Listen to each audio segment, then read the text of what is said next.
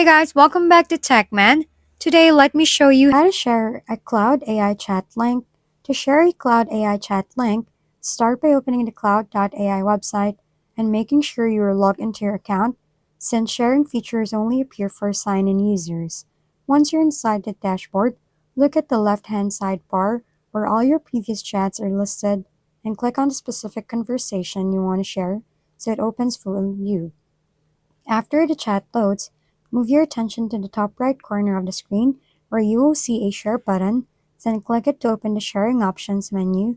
From there, select create public link, which generates a unique URL that allows others to view the conversation without needing access to your account or login credentials. Once the link is created, copy it carefully and send it through messaging apps, email, or any platform you prefer. And when the recipient opens it, they will see the chat exactly as it appeared at the moment the link was generated, including messages and responses. This method is useful for sharing AI conversations, outputs, or tutorials with others in a quick and readable format without requiring additional permissions or setup.